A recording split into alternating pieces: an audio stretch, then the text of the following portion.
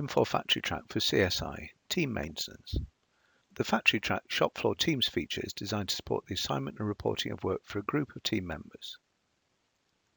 In order to start the team maintenance administration process, from the Factory Track Shop Floor Work Center navigation homepage, select the Labor menu. Then select the Team Maintenance form. When you first open this form, Factory Track checks to see if you are currently assigned to a team and defaults that information to the form. If not assigned to a team, the form is displayed in a blank format. To create a new team, do the following. Click on the Create button. Enter the team ID to be used. Enter the team description. If a badge ID is to be used for the team identification, enter or select from the drop-down. This is an optional feature. On a new creation, the active field is enabled and should be selected if this team is to be supported for any work assignments. The Work Set Enabled field should be enabled if the team will be working on more than one activity at a time. Click on the Save button to complete the process of creating the new team. The Reset button returns the value on the form to the previously saved values, or if this was a not yet saved team in the process of creation, it will clear all the fields. The Delete button becomes available following the save of a created team or for working with a team that does not have any active jobs in process. To update the team members on a team, enter or select from the drop-down the team to be updated. Select the Members tab. Click on the Add New Member button, which is enabled once a valid existing team ID is entered. This adds a new record line. The star next to the record indicates that this record is new and has not yet been saved.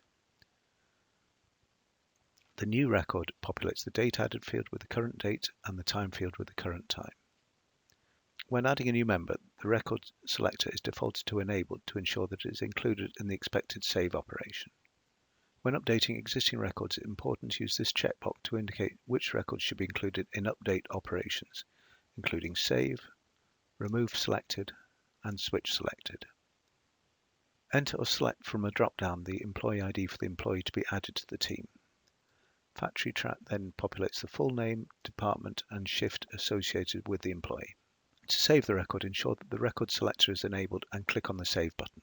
Factory Track provides a successful confirmation message and then displays the record with the Start and Record Selector cleared. When updating team members, if you'd like to revert the record to the last saved version, click on the Reset button and any unsaved changes will be cleared. The Select All button is used to update the record selector for every team member record. To remove a team member from a team, click on the record selector for the employee that should be removed and click on the Remove Selected button. Note that no changes were made to the other records, data added, and time settings. To move an employee from one team to another, click on the record selector for the employee that should be moved. The To Team field will then be enabled. Enter or select from the drop-down the team to which the employee will be added. Note that the employee must be clocked in for the switch to be processed. Click on the Switch Selected field to complete the process. Note that the transaction date and time is reflected for the move to the new team. To view the production orders on which the team is working, click on the Jobs tab. The following details for the jobs are displayed: the job order ID, the suffix, the operation, the work center, the quantity received, completed, scrapped, and moved, and the operation status. To view all active tasks the team is working on, click on the Active tab. Note that this team is workset enabled, so multiple rows of active transactions can be active for this team. The following details for the active tasks are the order type, the order number, suffix, operation, task code, work center, and the start time. This reflects the initial time that this record was started for the team.